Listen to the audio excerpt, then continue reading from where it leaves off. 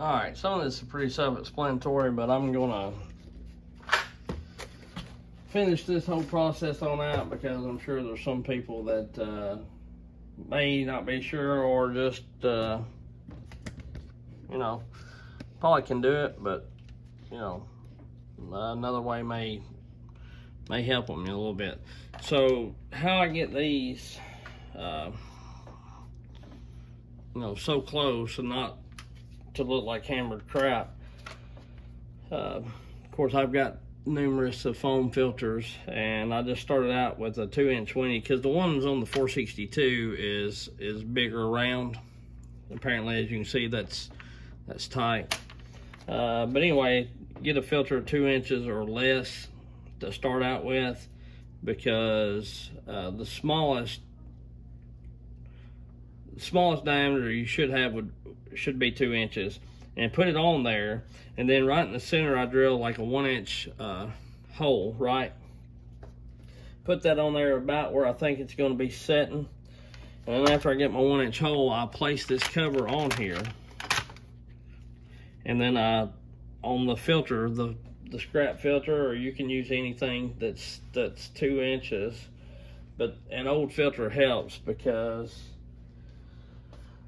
and I don't know what I've done with the piece that I was using, but per se, you know, I had a 1 inch hole to start out with, and you know, I just marked it like so through the cover, and that's what you'll see on the filter. Well, then I take the filter off, take the cover off, line this 1 inch hole with my 1 inch hole here, and then trace the outside of the filter.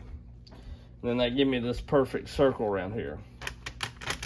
And now that I'm a little too small, what I'll do is I've got this foam filter that's actually going on the saw now, from West Coast Saw, on here, and I'll take my marker and I'll just draw around the edge of it on the outside. Try not to get too much marker on the filter.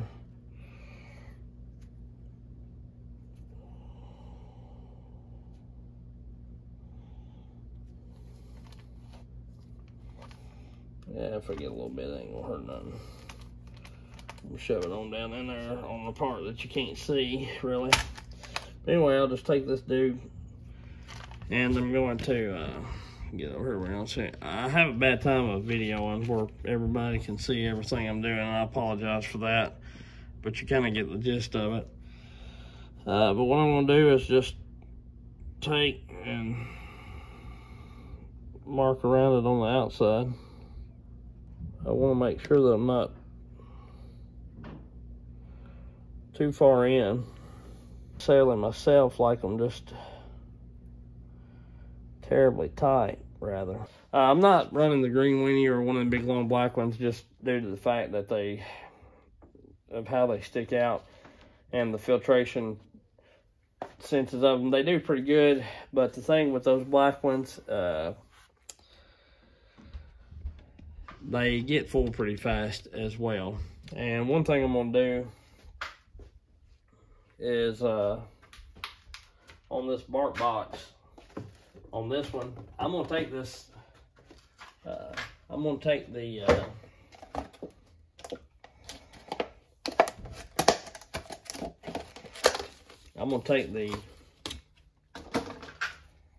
you know, this thing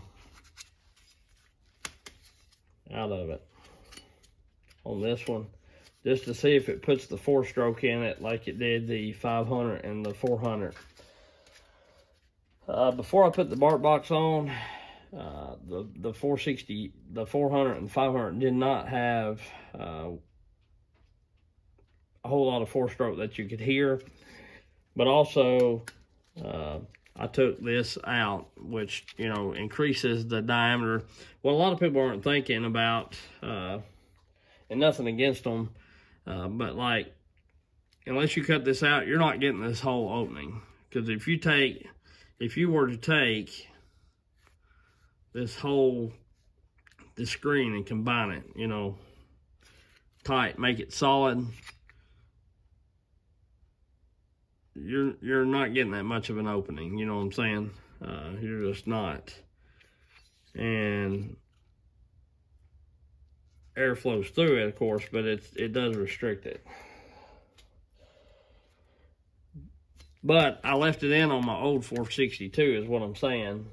Said all that to say this. I left it in on the old 462, and that's the only steel saw that I had that did not four-stroke. I took it out on the 661. It four-stroked terribly. I took it out on the 400. It four-stroked. Took it out on 500. It four-stroked. As to where they did not before. But I know a lot of other guys, they take these out just to save on problems later down the road. And that's probably what I'll do.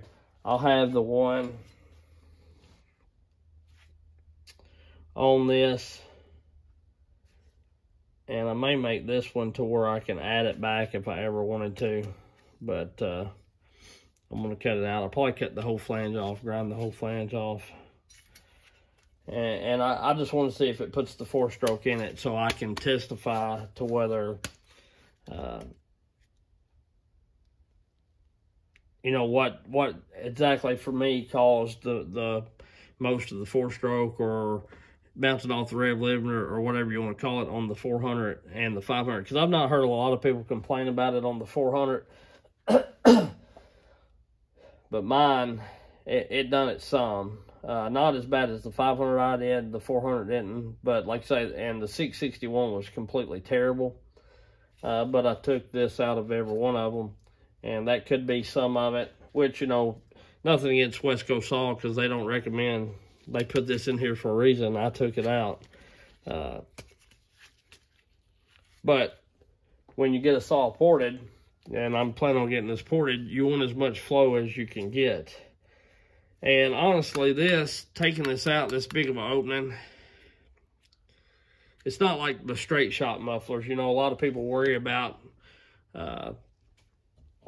the opening, you know, the exhaust port, you know, like Tasman said, you know, a lot of people claim you only want 70% of your exhaust port or whatever and whatnot. And I believe that to be true. But, you know, where this makes a hard 90, you get your blowback for your scavenging or whatever. So it's not like it's all straight shooting out. And that's what I think is very unique about this design. And people claim that they don't like them. Some big YouTubers claim that they don't like them. But honestly, they're really no different than the pipes they're coming out with. Their pipes come out to the right hand side, maybe just slightly more on an angle, but not that much more. So I don't get it. And to me, they don't bother me because I'm not up over it. Don't get me wrong, I have found there's been a few times that when I'm cutting, I may get a little bit of blowback from it or whatever, get a little bit of exhaust in the face. But it's not like I'm up over the saw, just standing dead over top of it when I'm sawing, you know, like, let me set y'all over here.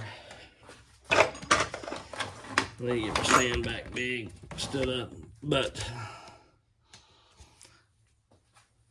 it's not like when I'm falling. Once I get it in the tree, even if I am cutting on the side, I'm cutting like this. It's not like I'm up, you know. I mean, I don't know hardly anybody that does it like that 100% of the time. So it's never really been a problem with me. And don't get me wrong, there is some instances that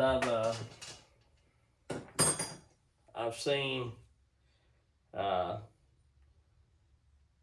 it is, you know, you do get a little exhaust in the face. I think the biggest problem with people fussing about them is they're not the ones that come out with it first and getting them mass produced, you know what I'm saying? I believe it's kind of one of them deals. That's why you don't ever hear hear them talk about, it's not necessarily badmouth the West Coast saw parts, but they don't really give them the credit that they deserve. Making little slurs here and there about the 500 and the suspension kit, like you don't need that or whatever. Of course you don't need it, but the 500i, if you've cut with it any at all, if you run a 28 or bigger bar on it, that thing's floppy as shit. It just is. It's floppy side to side, not so much up and down, but side to side. And the suspension kit helps it. It may not bother some people that it's floppy like that, but for the guys that, and if you run Husky, you probably won't notice it a whole lot, but for the guys that run STIHL, if you run the old school STIHL, they're a whole lot stiffer than the Huskies are, because the old school STIHLs are rubber mounted or whatever, where the Huskies are spring mounted. So if you run a Husky, you're not going to notice it as much because Husky's kind of floppy. But the 500i is. I just think it's kind of one of them deals, like not going to badmouth it, but not going to give it real good review and kudos just because they didn't come out with it, and or they're probably going to try to come out with something, and they don't want to be turning people on to buy other people's stuff. So all I'm saying, that's just the deal. So anyhow, back to that. So I am going to take that spark arrestor out, and just like I said, of course, I've got the filter, but I use the dogs and the chain catch and the suspension kit, everything but the spring from the 500i on this saw. And just like I said before, if you get the the clutch cover interchanges, and of course I ordered the $462 for the 500i just to have a little smaller dog. But here is the suspension kit. It's the exact same that I got out of the 500i, except the spring, and then I've got the spring right here. So the 462 already has it. And of course you get 2-inch green weenie. So anyway, it is what it is. But anyway, I'm gonna get off here and trim this cover, and I'm gonna take this out, try to get it bolted up, and I'll show y'all when it's all done. And then we'll fire it up and see how it does. So it'll only be a second for y'all. It's gonna take me a few minutes.